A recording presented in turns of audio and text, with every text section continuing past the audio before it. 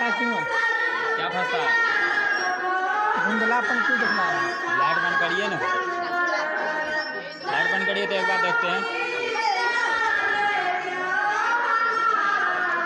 हल्का वो फोक्स मारता है तो झिलमिलाएगा। सही है, आप कम हुआ ना।